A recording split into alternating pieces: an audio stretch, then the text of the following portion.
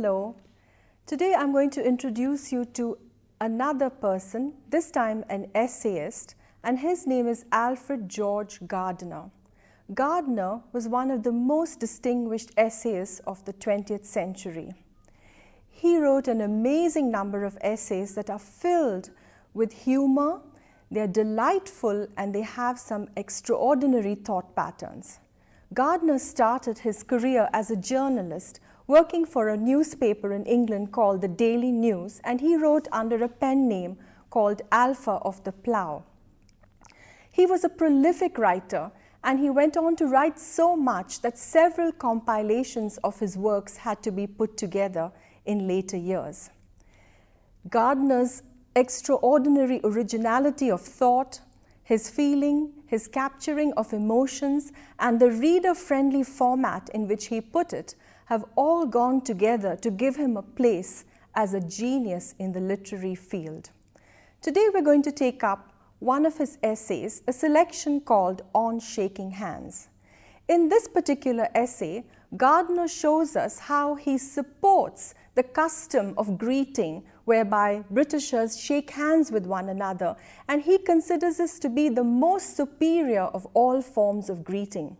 He then goes on to talk about a few other customs from other nations that are unique and depict the cultures from which they come. And then further, he talks about some really strange experiences that he has had in shaking hands in his own country. Now, all across the world, it is customary to greet people whom you know in one way or the other. Every country and every culture has developed a form of greeting which is revered, respected, and acceptable to the people of that nation. However, sometimes it can happen that the customs of one nation are not acceptable to the people of another.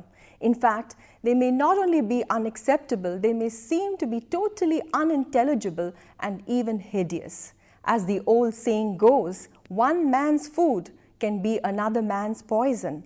As it is in matters of culinary taste, so also in the manner of greeting. Gardiner is an Englishman.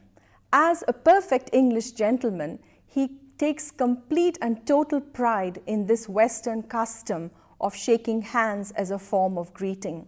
He says that this method of greeting is so ingrained in the Western psyche that a Westerner does it almost instinctively. It comes so naturally to him.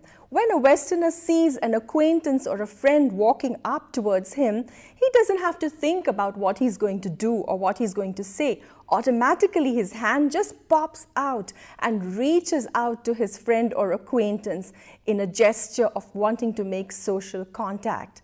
Now, Gardiner is in no way ready to give up this social practice, although it has been coming under terrible criticism from the press because of matters of hygiene. But yet, in talking about this, he wants to dwell on some peculiarities that have happened to him from shaking hands, but not before he looks at options that are available from other cultures and nations across the world. Gardiner talks about the Japanese custom of bowing. The Japanese bend waist down, and the lower they go, the greater the respect they're showing. So if you want to show high regard to a Japanese guest, you would bow down about 45 degrees. But if you just want to say hello, a little bending down of your shoulders will convey it well enough. Thanks to Bollywood, we all know that sayonara means goodbye in Japanese. But did you know that Ohio means good morning? The Chinese, the author says, make a grave or serious motion with their hands, but many Chinese fold their hands together in a gesture of greeting very similar to our Indian namaste. And you might hear them say, ni hao, which literally means you good. It's like speaking goodness upon the one greeted. He also mentions the Arab who touches his friend's chest while greeting him, expressing good wishes which are so familiar to us who live in India. As-salam alaikum, and the reply is pretty much just a shuffling around of the same words with the addition of wa, which simply means and. Wa alaikum salam. And no wonder, because the meaning is so gracious. It says, peace be upon you all. Gardiner also notes how amused he was at the Russian habit of masculine kissing and recounts the 70th birthday of a friend at which a procession of bearded men proceeded to fling their arms around him and give him a resounding smack on each of his whiskered cheeks, to which the birthday boy gave them each a resounding smack in return. The Indian namaste is also noted with commendation by Gardiner. And arguably, in this day and age of fearsome incurable disease, a most hygienic practice, loaded with courtesy and infused with respect and dignity. But what's truly amazing is the beautiful meaning of namaste. Did you know that namaste means the divinity within me salutes the divinity within you? Even after considering all these wonderful forms of greeting from across the world, Gardiner is not prepared to forsake the practice of shaking hands, and he holds that no Englishman would be argued out of this practice because they hold it so dear to themselves. He says to stop an Englishman from shaking hands would be to deprive the hand of the very function for which it has been created. It would be like depriving an Englishman of the very essence of social interaction and contact. However, Gardiner is not unaware that this amiable and harmless practice of shaking hands does have its downside. It does have its drawbacks, and primarily he is acknowledging the one that's constantly being pointed out by the press, and that is the ground of hygiene. While you might be putting your hand out to somebody and wishing them a good day, they might just be clasping your hand and putting into it a whole package of bacteria that would set you out for a week or more. A.G.Gardiner makes a very interesting point in this selection on shaking hands. He says that the way a person shakes your hand is a good indicator of their personality and their character. He says that we can get many clues about an individual's moral as well as his physical characteristics just from the way he shakes your hand. He talks about one incident in which the 19th century romantic poet Coleridge met with Keats, a young poet who at that time was ailing with TB, an incurable disease before the discovery of the antibiotic. After that meeting, Coleridge remarked that I felt death in that hand. And this was so true because shortly after that, Keats passed away and deprived the canon of English literature of many great literary works. So this can really be true because the way a person shakes your hand can be an index of what they are actually like. That means a handshake can give away almost everything we are. Well, almost.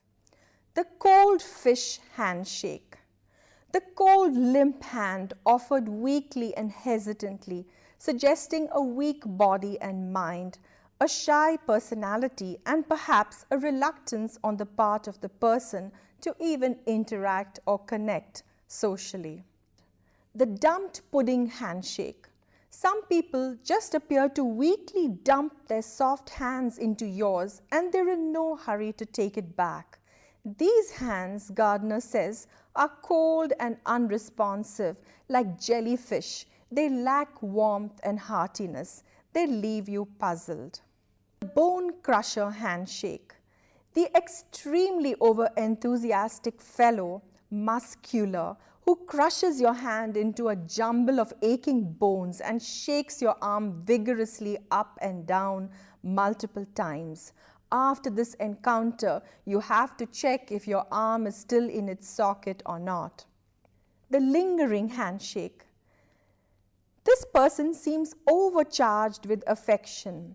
The owner doesn't seem to be in any hurry to claim their hand back, and you actually feel like looking for a window to throw it out. The firm gentleman's handshake. The perfect middle ground, Gardiner says, between the Oriental namaste and the Russian's enormous bear hug. This is dignified, warm, and permeated with a sense of human comradeship. That last kind of handshake, that innocent, amiable, firm, and friendly handshake, that's the one that Gardiner wants to support. He feels that it's beyond all criticism, even though the press has been constantly attacking it on grounds of hygiene. Now, even as the world is gravitating more and more towards common practices, it does seem like the good old British handshake is here to stay. In fact, I was looking at a few pictures and I saw that even the Arabs and the Chinese are incorporating the British handshake along with their own greeting.